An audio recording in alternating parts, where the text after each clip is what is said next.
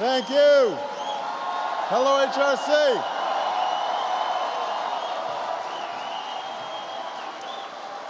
Thank you so much.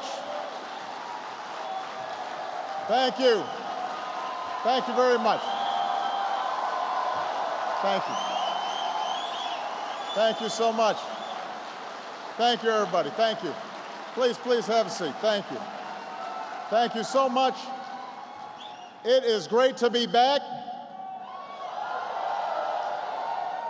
I see a lot of friends in the house. I appreciate the chance to join you tonight.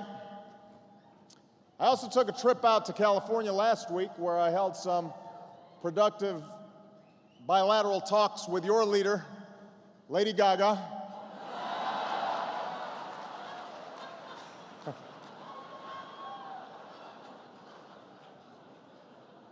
She was wearing 16-inch heels. She was 8 feet tall. It was a little intimidating. Now, I don't want to give a long speech. Cyndi Lauper is in the house. I can't compete with that. But I wanted to come here tonight, first of all, to personally thank Joe for his outstanding years of leadership at HRC.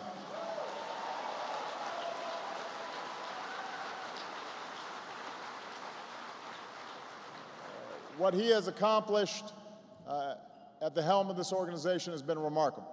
And I want to thank all of you for the support that you've shown this organization and for your commitment to a simple idea. Every single American, gay, straight, lesbian, bisexual, transgender, every single American deserves to be treated equally in the eyes of the law and in the eyes of our society. It's a pretty simple proposition.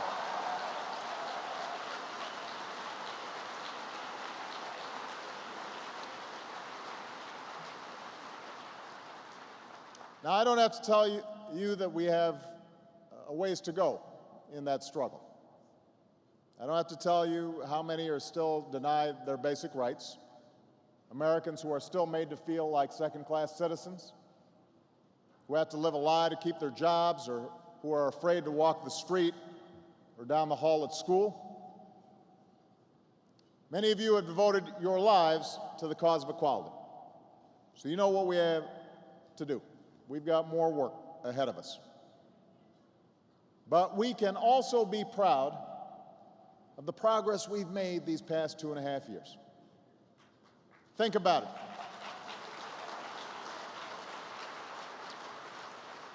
Two years ago, I stood at this podium in this room before many of you, and I made a pledge. I said I would never counsel patience, that it wasn't right to tell you to be patient any more than it was right for others to tell African Americans to be patient in the fight for equal rights a half-century ago. But what I also said, that while it might take time, more time than anyone would like, we are going to make progress. We are going to succeed. We are going to build a more perfect union. And so let's see what happened. I met with Judy Shepard. I promised her we would pass a hate crimes bill named for her son Matthew, and with the help of my dear friend Ted Kennedy, we got it done, because it should never be dangerous.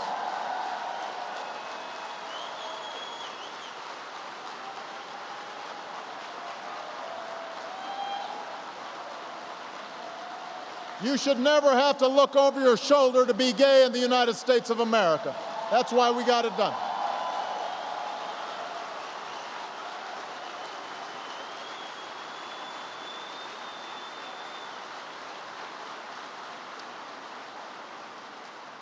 I met with Janice Langman, who was barred from the bedside of the woman she loved as she lay dying.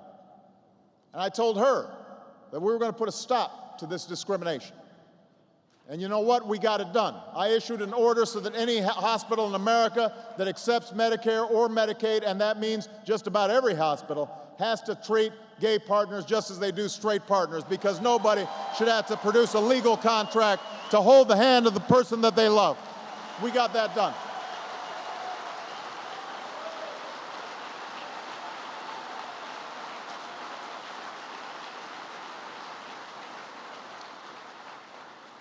I said that we would lift that HIV travel ban. We got that done. We put in place the first comprehensive national strategy to fight HIV/AIDS. Many questioned whether we'd succeed in repealing Don't Ask, Don't Tell. And yes, it took 2 years to get the repeal through Congress. We had to hold a coalition together. We had to keep up the pressure. We took some flack along the way. But with the help of HRC, we got it done. And Don't Ask, Don't Tell is history. And all over the world, there are men and women serving this country just as they always have, with honor and courage and discipline and valor. We got it done.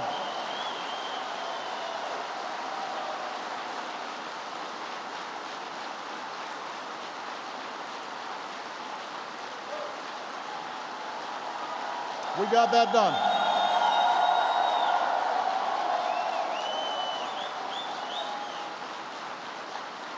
All around the world, you've got gays and lesbians who are serving, and the only difference is now they can put up a family photo. No one has to live a lie to serve the country they love. I vowed to keep up the fight against the so-called Defense of Marriage Act. There's a bill to repeal this discriminatory law in Congress, and I want to see that passed. But until we reach that day, my administration is no longer defending DOMA in the courts. I believe the law runs counter to the Constitution, and it's time for it to end once and for all. It should join Don't Ask, Don't Tell in the history books.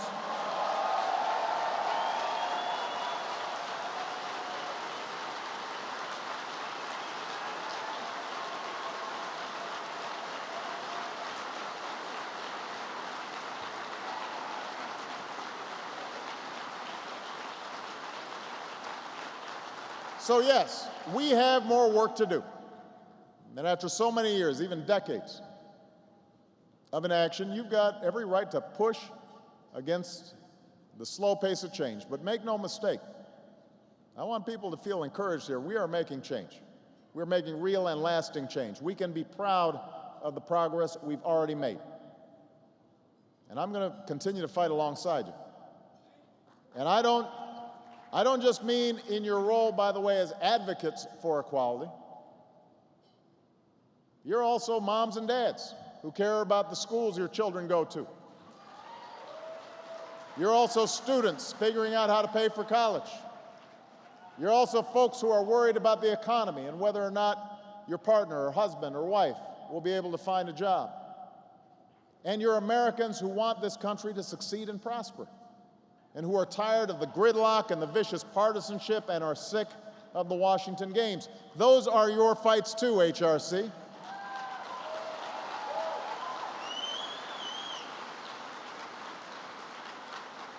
So I'm going to need your help. I need your help to fight for equality, to pass a repeal of DOMA, to pass an inclusive employment non-discrimination bill so that being gay is never again a fireable offense in America.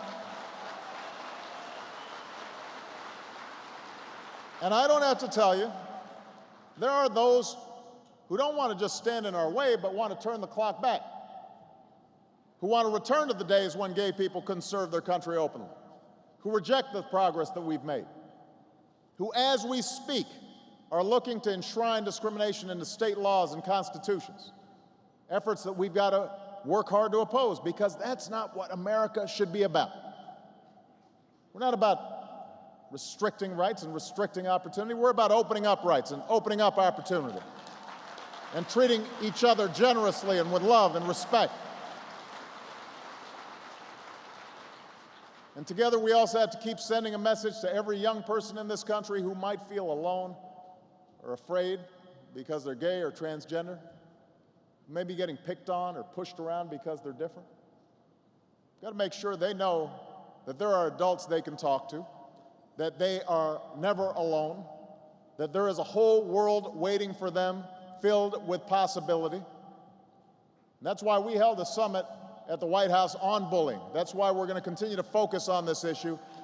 isn't just kids being kids. It's wrong, it's destructive, it's never acceptable. And I want all those kids to know that the President and the First Lady is standing right by them every inch of the way. I want them to know that we love them and care about them, and they're not by themselves. That's what I want them to know.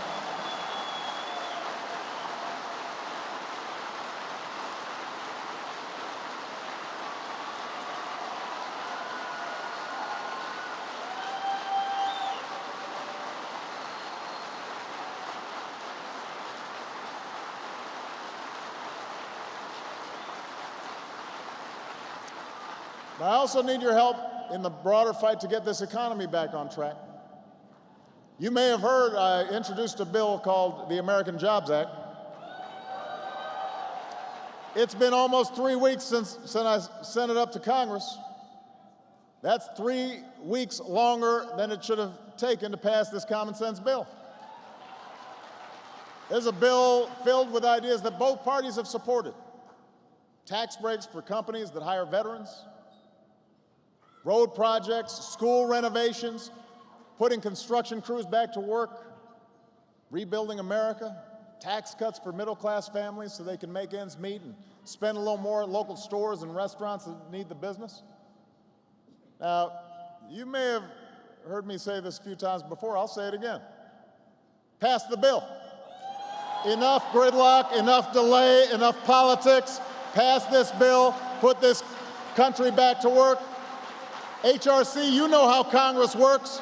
I'm counting on you to have my back. Go out there and get them to pass this bill. Let's put America back to work.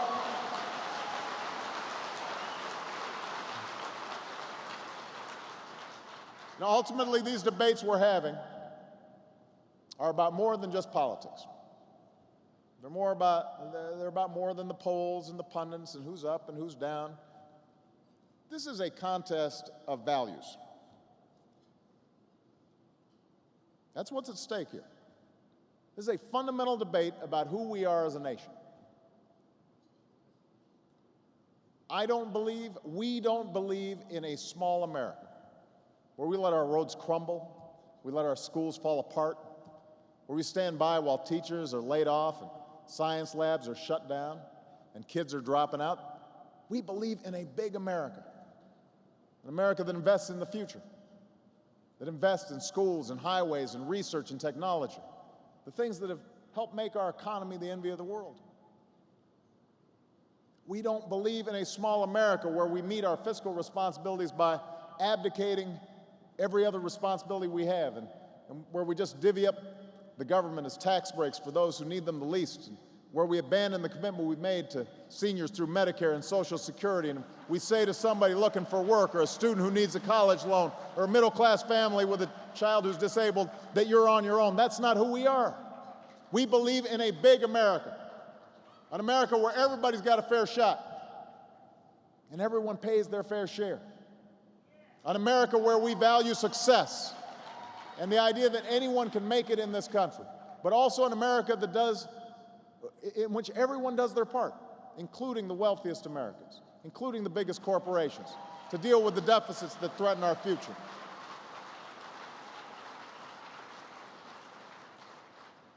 We don't believe in a small America. We don't believe in the kind of smallness that says it's okay for a stage full of political leaders, one of whom could end up being the President of the United States, being silent when an American soldier is booed. We don't believe in that.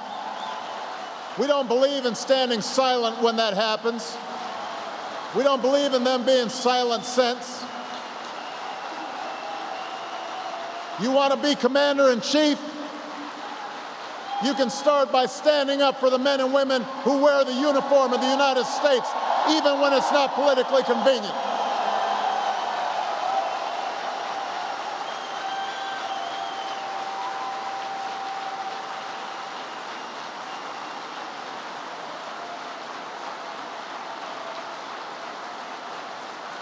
We don't believe in a small America.